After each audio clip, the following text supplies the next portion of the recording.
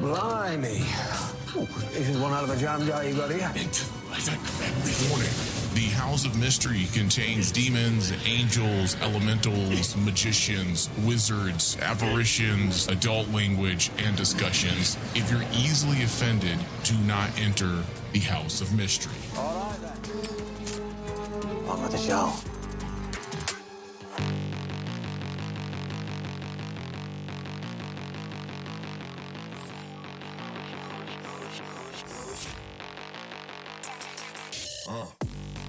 All right, hello, welcome everyone to the House of Mystery, the John Constantine and Friends podcast. Hello, I am Michael, your host and curator. Hello, David, the demon bisexual butler. How are you? Hello, everybody. Doing well over here. All right. Really excited for today because I love this series. Yeah, we have a lot to talk about. There's a lot of good things to get into. If you are a new listener, you can find all of our shows, past, present, and in the future, wherever you listen to podcasts. Just search House of Mystery. Our preferred place for you to listen is Apple Podcasts as well as Spotify. Just search House of Mystery. Give us a thumbs up. Give us a 5-star rating and a review. All right. Okay, we are continuing. Are you ready, David? We are continuing our Night Terrors coverage with a discussion on Night Terrors 1 and 2. So we'll be combining those two issues for one discussion with more attention on issue 1 because it has a lot more story and it fleshes out the players a bit more, specifically the villain. Yeah. Who is no one of real significance, which... It's a brand new villain. Works for me, right? Does that work for you as well? The fact that this is no one. It literally, I believe they said some dude or some guy. And, you know, there may be some readers that are like, oh, I was kind of hoping there'd be some connection, someone that we knew. But you know what? I'm glad. We need more new things. Oh, yeah, absolutely. Especially when it comes to villains of the DC universe in comics. Because, like, for the last... And the Batman Who Laughs doesn't count. Yeah, the Batman Who Laughs doesn't he's count. not new. He's cool. He is cool, but all you did was take Batman and Joker and combine them. Yeah. And like, when you think about I've read slash fiction that's done the same thing. When you think about it, it's like the last couple of years for the DC landscape via comics, they haven't introduced really jaw-dropping, villains, that universal villains. They've been constantly going back the last couple times just to villains we all are comfortable with. Darkseid. With slight variation, especially with some of the Infinite Crisis storylines. Wait, Infinite... Was it Dark Infinite Crisis? Yeah, I forget this. Or Dark Crisis. There you go. Dark Crisis. Yeah. Because with Dark Crisis, it just went back to the will of Darkseid and then the Great Darkness. And even things like Deceased, which I did like for the most part, they also just gave us variations of baddies that make appearances in the series. So it's nice to have something completely new with no attachments, but they're also at the same time creating this in-universe history there. So it gives him a little more development, something to flesh out, as opposed to just someone that has no history whatsoever. Yeah. So it does work for me. I was hoping it wasn't someone who's morphed into something else, which is also very common within comic books. Having the idea of Insomnia being just a regular dude who has some grievances toward the Justice League. The Justice League and Deadman. Yeah, and up to this point in the story, we're still unsure why he has grievances with Justice League Dark, but there are allusions. They're building towards that reveal, and all of it works for me so far. Also, more character development in relation to Deadman was definitely greatly appreciated from someone like me who loves Deadman. I like the recontextualization. The origin is fairly the same, but with additional layers of emotion, along with, and this is the key for me, along with some existentialist aspects that really capture the embodiment of the character. David, what were your highlights and your initial thoughts? Wow. My highlights for the first issue. I love the opening. That opening with Deadman setting the tone. Yeah. Basically, that got me really excited because essentially for the past couple of major events in comics, they've had to rely, especially on DC side, they've had to rely on their top tier characters. Particularly in DC, you had to rely on the Justice League. You had to rely on the Trinity. You had to rely on Batman. Here, in Night Terrors, we open up with Deadman, which is awesome because by the end of the first issue, it's fully established that Deadman is the lead of the book, which to me just made me so giddy because we get to see a different character, different hero step up to the plate to save the universe. It doesn't have to fall on the shoulders of Batman and Superman and Wonder Woman. You can call on these other characters in DC's pantheon, specifically in the darker side of DC, that will come in and save the day. And Deadman is tailor-made for this new universal villain because he's immune to his powers, for one thing. He can't be put to sleep. And I found that to be really intriguing because essentially all the promotional material ahead of time, me and you were making fun, oh, here we go, Batman is there, he's with Deadman and Sandman, so it's going to be Batman taking the lead. Nope. Batman's not here. It's Deadman inhabiting Batman's body. Mm-hmm. Which I thought was like really cool, and I kind of like was giddy because it's just that, finger to all the Batman fans out there that say Batman can is the only one that could save the universe for some strange reason, but also at the same time giving Batman fans a little bit of Batman there, and also Batman also has his own Night Terrors ongoing story within this event, so. Either way, Batman fans win, and we get to have a cool Batman aesthetic. But the main character is Deadman. Is Boston, and I loved the thing that basically Boston in Batman's body, because they cover this in the. I've also issue. read slash fiction similar to this as well. I think you mean like Boston in Zatanna's body. But no, I think I've read somewhere Deadman infiltrates Batman's body. Yes, it's out there. David, you look very curious now. Like, my interest has been piqued, sir. But the one thing that I really did enjoy was the fact that even though Boston is in Bruce's body, he doesn't do Batman things. Yeah. He does Deadman things. Yeah. And the Batman, he's just essentially using Batman as kind of like the only physical connection he can have to the outside world. There was a little bit of a Batman blowing moment that made me roll my eyes just a bit when he's all, thankfully, Batman works out. Yes. Way to put Batman over. Jesus Christ. Which I was going, Boston, if that's the case, why didn't you just jump into Superman's body? I wonder if Williamson took some anti-gag reflexes when he wrote that. Jesus Christ. But that is not to get overly critical about Batman. Let me just say I love Batman for any new listeners out there. He's one of my favorite characters. But I do like to mock the fact that all DC does is just do Batman stuff on repeat over and over and over.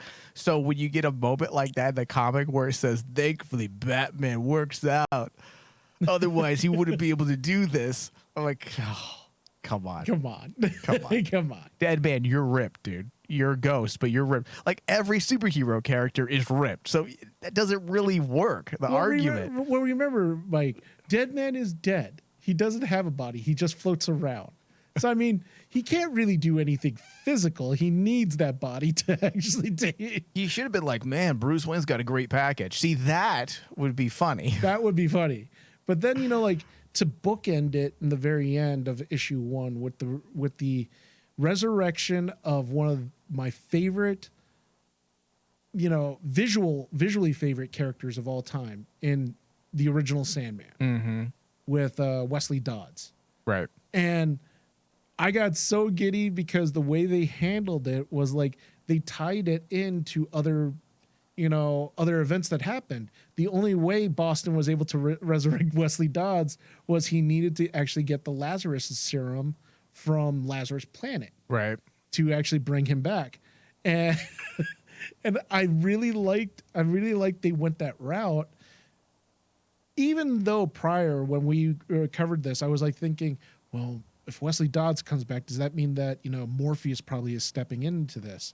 No, it's basically they're going to make sure to tie it to a major event that happened. Yeah, I'm sure the Sandman will be brought in eventually, but he has to. But either way, their inclusion of Golden Age Sandman, it worked. It was fun.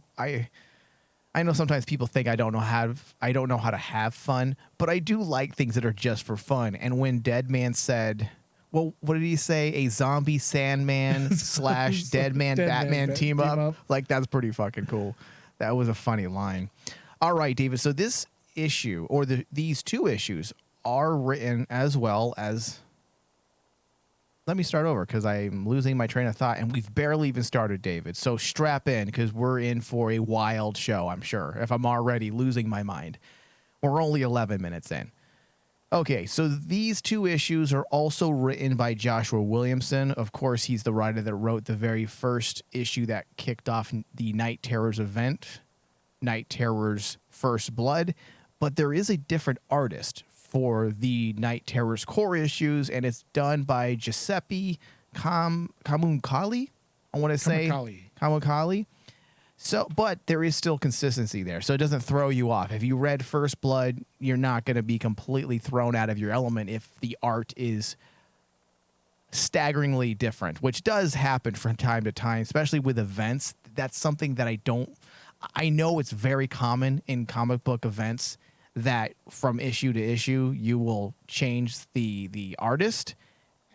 I've never been a fan of that because I feel like the aesthetic and the chosen color palette and style dictates the story. It creates the story. It's part of the narrative structure, in my opinion, when it comes to a visual storytelling medium, right? Yes. And when you change the style drastically, it doesn't help the story. It at times it hinders the story. So the artist Giuseppe, he did a pretty good job staying within the same realm when it comes to stylization. And the thing I really did like was like the changing of artists. I was really concerned and curious because I'm just like what you said.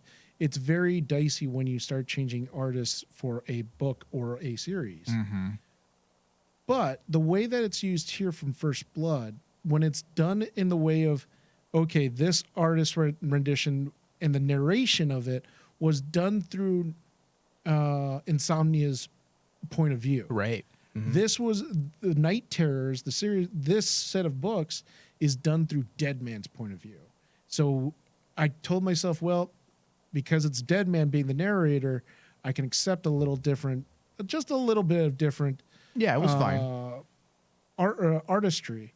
And then like when you go into the side stories, and we'll cover, I know what that we're going to be covering the Zatanna one. When you put it into context of it's everyone's different dreams, and this is how they visualize it, then the idea and the concept of having different artists is okay. Yeah, because I agree. it fits the concept. Yeah. So the highlight for me when it comes to these two issues, I really like how Williamson articulates the paradox of existence and the power of death. Yes. The irony of his situation was profound, and I'm speaking of Deadman, of course. Mm-hmm. In life, Boston was an artist, right?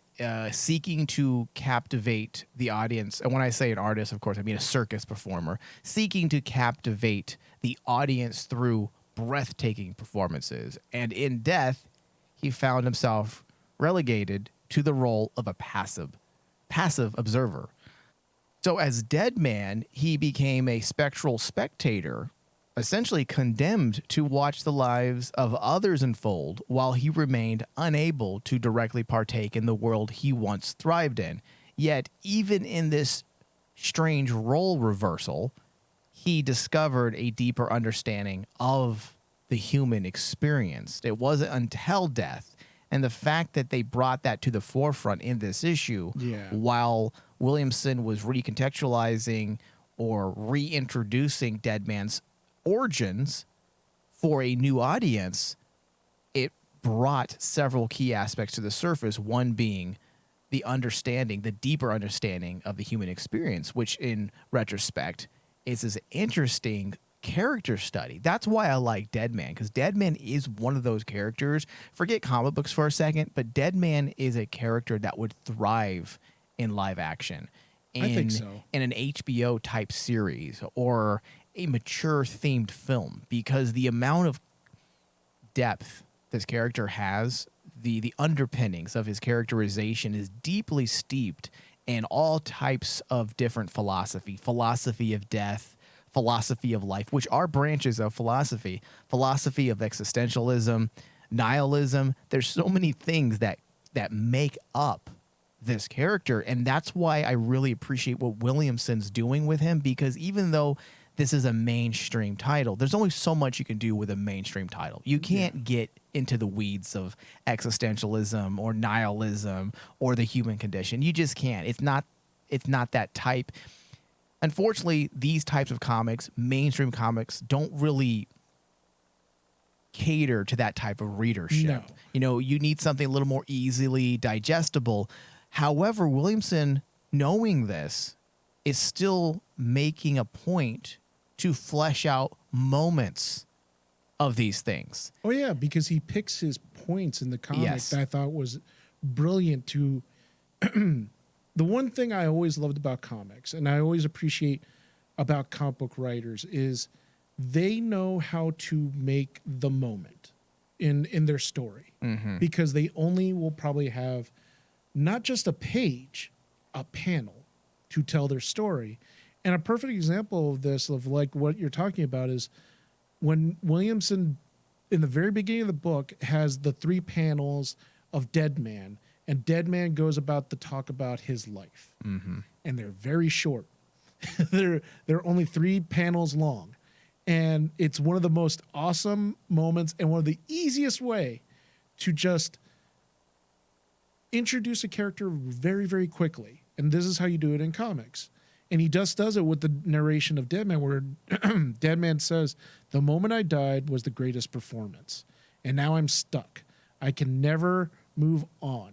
Every day, every performance is the same forever. I'm the audience forced to watch everyone else live their lives." And in that panel, you see Deadman, the side of Deadman that's sad about this. Mm-hmm. And then he goes to the next panel, the right underneath it. It's a bit more lighter, but it's Deadman saying something different, which is, "But hey, nothing to get too sad about, right? I know that I now have a greater role, the greatest role ever. I get to be a superhero. And what's the worst thing that can happen to someone who's already dead, huh?" And then in the very end, and the last panel is him in a very sinister, and that's the beauties of those 3 panels. It shows the different sides of Boston, where Boston's very tragic, Boston's very jokey, and he's a good dude, but he's also someone, like in the last panel where push comes to shove, Deadman will do what it takes to win the day. When he says, "After I died, the circus continued. They took my body off the dirt, rolled out the clown show, because you know what they say, the show must go on." Yeah. And it's like, you just essentially in 3 panels, not even a page, 3 panels, introduced the character, got the character's motivation, got the character's characterizations down, and away you go. Yeah. And going with that line of thinking, Dave, because everything you said, I agree. And it's the reason why I really liked the first issue. But now going into the second issue a bit, where they do a similar style, where they have Deadman introduce the story basically again in progress. now as a talk show host. That was awesome. When he says good evening and welcome back, and he says, you know how they say on your deathbed, the only regret you'll have is you'll wish you had spent more time with your family. Isn't that nice? But what about people like me who never got to have a deathbed? What kind of regrets do I get to have? Okay, so the concept of unexpected death and its potential impact on the regrets one might ponder is fascinating and is highly philosophical. It's what I would call a philosophical existential paradox. When someone faces their mortality on their deathbed, the common notion is that they have time to reflect on their life. That's what Deadman is talking about. They reflect on their life and they contemplate the decisions and actions that shaped their journey.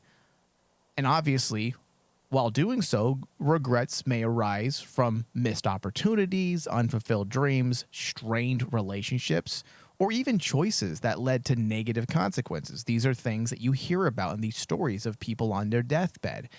However, this is that reversal. In the case of unexpected death, the luxury of time for introspection is absent, obviously. Yeah. The abrupt end leaves no room for deliberate contemplation, and the individual is denied the chance to consciously confront their own mortality. Yeah. And this raises intriguing questions about the nature of regrets in such circumstances. It's not meant to be answered by the dead. That's what's interesting. But by the living, or if you're Deadman, a ghost. So Deadman has a very interesting, the character, it's a very interesting perspective that we can explore. Because when does a dead individual get to regret that they can't regret? Yes. And then when you throw that, That's borderline genius. and when you throw that into the fact that you paired him up by resurrecting a dead superhero in Wesley Dodds, who's been dead for a long time, and you throw that into the equation, where when they do an issue 2, when they introduce the whole point for Wesley Dodds is he is the guy that this mystery of the Nightmare Stone hinges on. And it makes sense.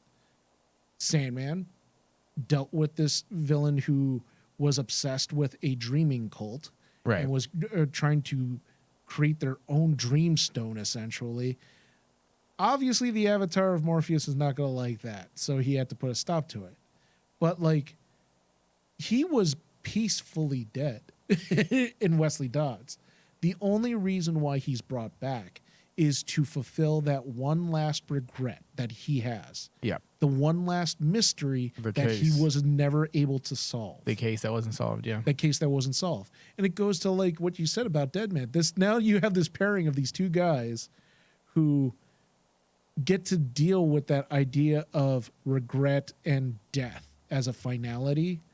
But like Boston's able to, the only way Boston can win the day is he has to bring back Wesley in order to fulfill one of Wesley's oldest regrets. Yeah, but that's why I say this is highly philosophical, because obviously, someone cannot,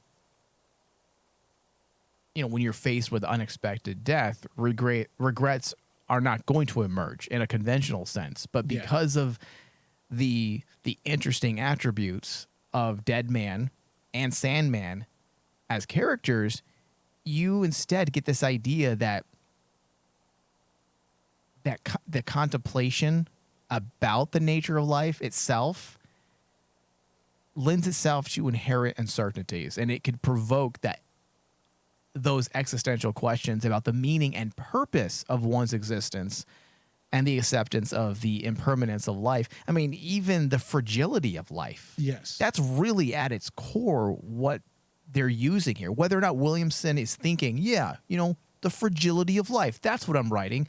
A lot of these things are subconscious. And if you understand the characters you're writing, that's going to come through. And that's why Sandman, or what's his name, Dobbs? His real name? Yeah. Dobbs and Deadman work so well together, because essentially they're being governed by the same type of philosophical nuances, right? Yeah, the same nuances and the same motivations. Yeah. Because and that's the thing. We're not going to cover all of the other Night Terror titles, but I can tell you right now, I've read them. I've been enjoying this series, and the idea that you just sprung upon about how life is fragile, right? Mm-hmm. If you read all of the other heroes' stories in one way or another, guess what? They deal with that concept of basically purpose and how life needs to have a purpose or life being very fragile.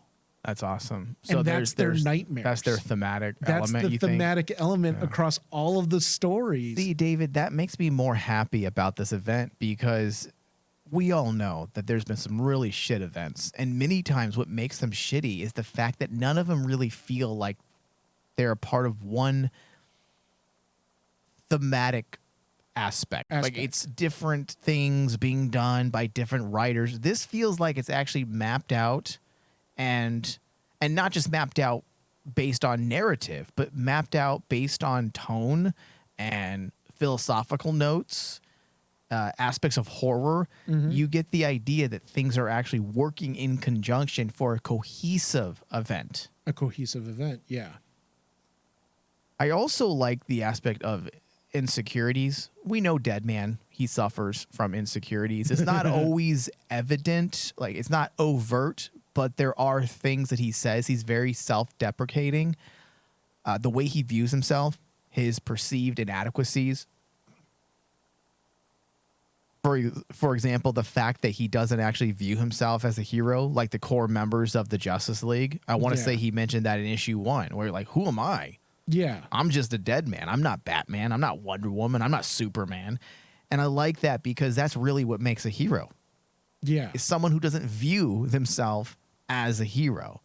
So it's really taking Deadman, into familiar territory. Yes, this is Deadman. We've seen stories that are similar. If you're writing Deadman, it's going to be that way.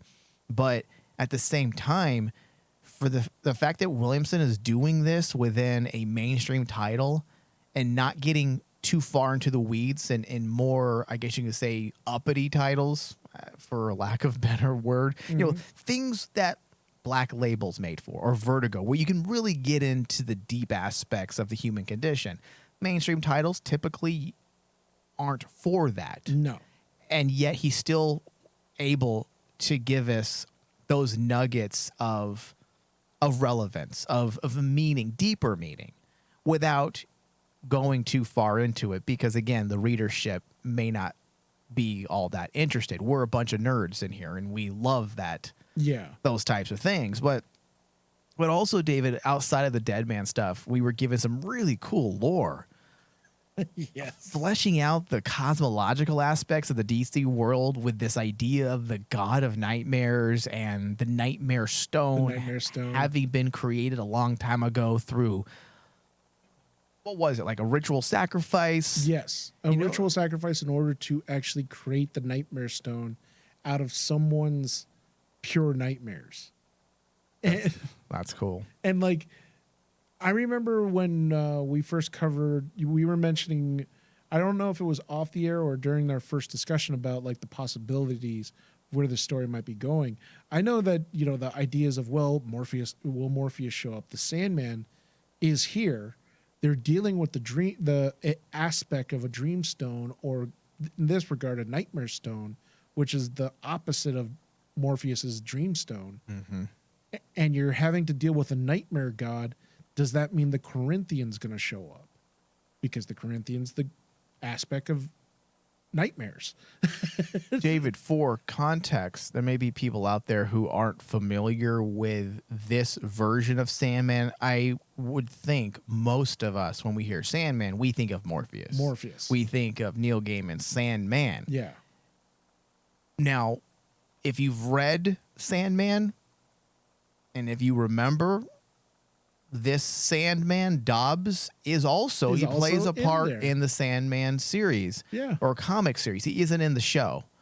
But he's shown. But he is in the comic. He's he isn't a vital player, but he is in the series. Can you distinguish the two for us, David, based on your comic book knowledge? Can you explain where he comes from in 60 seconds? The difference between Dodd's Sandman and Morpheus Sandman. Morpheus Sandman is an aspect. He is a god. He belongs in another plane. He is like death, the Corinthian, and all that stuff. He's a super being. He's a super being. He's above the tier of superheroes. In Vertigo, Morpheus would be like, Phantom Stranger, Spectre, that tier of superhero. Dodds was a 1950s hero that went around solving mysteries with a gas mask and a pistol with sleeping gas, and he would put the villains to sleep so that the cops could actually come in, pick them up and bring them to jail. And he was a member of the Justice Society. He was part of the Justice Society, and the original Justice League. And that's why I'm not all that familiar with him outside of Neil Gaiman's Sandman, because I was never a Justice Society guy. But the thing that was a genius in Gaiman's part when he brought up Sandman, he made Dodds essentially the avatar of Morpheus. Because if you've read the first issue of Sandman, Sandman's Dreaming Stone gets taken. His artifacts get stolen. Mm-hmm. And because Morpheus is captured, his essence is missed in the universe. And basically the universe had to inspire people with their dreams. And Dodds, the way that Gaiman connects Dodds' origin is Dodds is inspired by Morpheus because Morpheus is missing, so the world needs a Sandman. And I'm like going, that was such one of my favorite moments in the Sandman comic. And then to bring it back here, it makes me go, the only thing that would make this awesome is in the very end. Make it more awesome. Make it more awesome in the very end. Insomnia has to deal with Morpheus in the end. And that's how that's how they would actually get him. David, how are you going to feel when Morpheus doesn't show up? Morpheus is like, that's a fan want. It's a fan want. And remember, with comics, I try to remove myself because this is up to the story writer. David, you know what? Yes, it's probably a fan want, but also there are narrative reasons why it would make sense for him. It makes sense perfectly. I personally would feel like it's a misstep if they don't bring him in some way. Even if he doesn't make an appearance, they need to mention him. Even if it's a short appearance, I would be happy if they find the Nightmare Stone and Dodds has it, and then Morpheus shows up and claim it, and then comes and claims it. Yeah, because the Nightmare don't you Stone think that's is super important?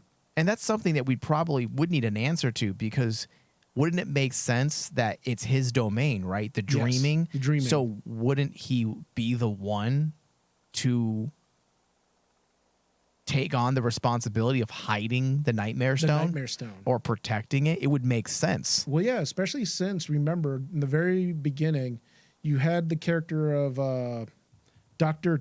Is it Dr. Destiny? Yeah. Dr. Destiny was actually the first victim of insomnia. Yeah. Well, Dr. Destiny shows up in Sandman, and he's one of the people that Sandman cursed. Right. Well, David, also, you mentioned the Corinthian a while back, a few moments ago. Yeah. You have too many similarities. To the current, you notice that too? You mean you're talking about essentially the dreaming. I mean, yes, the Nightmare Stone, but it's in that domain. You are dealing with nightmares. You have to bring in those characters at some point. Well, do you realize, especially the Corinthian, if you're dealing with the god of nightmares, which we don't know who that is yet, right? Yes. Okay, it's not Insomnia. Yeah, it's not Insomnia. He is Insomnia. So we don't know who the god of nightmares is yet. And here's the thing that basically I was like thinking maybe it's tied to the Corinthian, is because if you look at Insomnia, how they designed the character, his eyes are torn open. Yeah. They look like they've been torn open. Yep.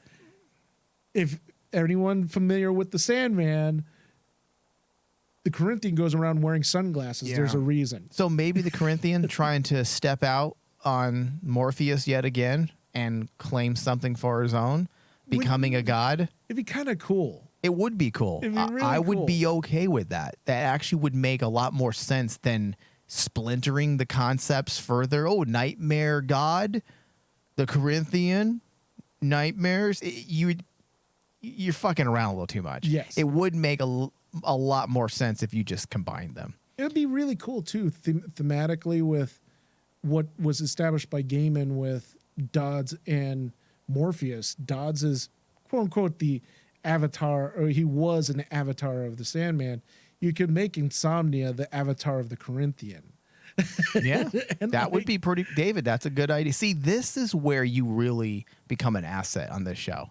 It is your deep comic book nerd knowledge that you then use to craft some interesting ideas. You do pretty well when it comes to that type of stuff. That is definitely your thing, David. And see, that's the thing. Is like I think about these things, Mike, very daily, and this is why Very daily. very daily, because I'm like, that is the only things that go in my head is all these geek things. Well, you have a very deep comic book knowledge, far more than I do. I only have knowledge on a few characters that I find interesting, because I always say this. I'm not a comic book fan per se, but I enjoy comic books. I'm just very selective. But if you put Zatanna and Constantine in one room, things happen. Yes. I instantly become a comic book fan. It's so I stupid. think the whole universe I does. enjoy comic books. I just don't consider myself a die-hard comic book fan. There's too many other things to read, Dave. There is. There is. All right. So Insomnia's origin story is also interesting. Oh my God. He was changed by the Lazarus rain, which goes right back to what you said in our last discussion, that they're using a lot of recent narrative strands that have been introduced in other DC stories, other events, and bringing them all together. Because, correct me if I'm wrong, the Lazarus rain was a term used recently because of the Lazarus volcano eruption, correct? That spewed like all types of chemicals into the Earth's atmosphere. Yeah, and that was Lazarus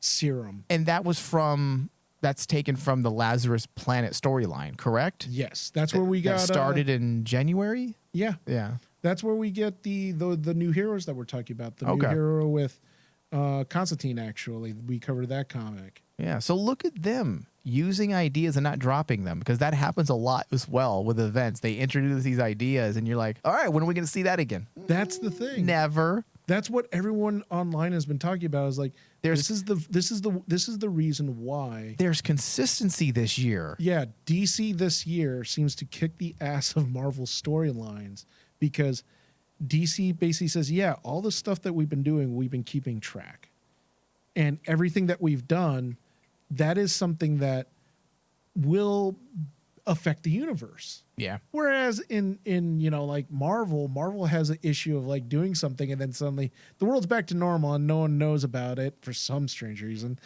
And life goes on. Yeah. So lastly, Dave, the Sleepless Nights.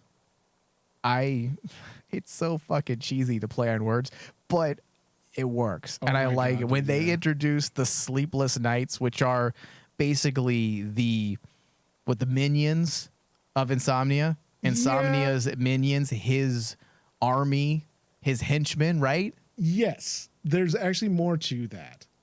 Oh, really? Yes. Don't spoil. I don't want to spoil it because we still have to cover. I'm assuming issue 3 and 4 is going to delve into that. Actually, all of the other issues in Night Terrors deal with this. Oh, what about Zatanna? Yes. Okay. Well, Very much so. We're actually going to get to that next. Yeah, that's why I don't want to go too much into the knights yet, because like when you find out who the knights are, it's like, oh, Deadman's really in trouble. I can't wait. It's looking to be, or shaping up to be, a really interesting story. Okay, David, I want to go over our plans for Night Terrors once again. There were some questions, but first, let's end with our final thoughts, and then we'll move into our plans. or I should say, let's end this discussion with our final thoughts, and then we'll move into our plans for Night Terrors. Okay. So my RMD score, issue 1 was an 86% for me. Issue 2 was an 80%, which averages out to an 83% for the overall first 2 issues. So Dave, what about you? I'm actually really high on this one because I think it also has to deal with the fact that this past year, Night Terrors has proven to be arguably top 2 best storylines right now in comic books right now for the big companies. I know people are going to be out there yelling at me, there's independent comics out there. No, I know. But when it comes to the big 2 and main events, Night Terrors is considered a main event. It is arguably top 2. And for issue number 1, I gave that one a 89. And for issue number 2, which as much as I liked what Williamson set the table for in issue 1, I appreciated the fact he jumped immediately and connected the dots rather quickly to bring in the Sandman and bring in Insomnia, because that last moment when you see where Insomnia comes in and his origin, where he was a comatose patient during the Lazarus, dude, that just tied the bow perfectly on this story, because just like what you said, this whole story is dealing about death, regret, and showing how life is very fragile and it's unfair to be taken advantage of. So what was your score for the second one? The second one I gave a 90. Okay. Because I really liked the fact that he carried his themes on really well from the first issue, and also alongside with all the other titles that his fellow writers over there have been working on. So your average is 90% because we round up on this network so that we can be more charitable to the artists that we review. So that's a net or a show score of roughly 86%, which isn't that bad. It's pretty good. Yeah, it's pretty good. Yeah, I probably in retrospect would have increased my score for the second issue after we were talking for a while. I was like, yeah, it's actually better than I remembered as I was reading. There is a lot of cool things going on. Yeah. All right. So our plans, so that people are aware, the next discussion that we are doing for Night Terrors will be. I do have the month checklist for Night Terrors if you need it too. Okay, so in 2 weeks, we're going to be covering how Night Terrors, Zatanna 1 and 2 together. Yes. The following week, we'll be covering Night Terrors 3 and 4 together. And then the week after that, we will cover the wrap-up. Nope, I take that back. 2 weeks after that, we'll cover the wrap-up. Because Night's End, which is the epilogue. Yeah. Night's End. And that takes us into September. So make sure you catch up. You have 2 weeks to catch up. All of Night Terrors, or I should say the first 2 issues are out. Obviously, Zatanna, by the time we cover it, both issues will be out. Make sure you read. We're going to get into that. It's going to be fun. All right, David, thank you. All right, thank you.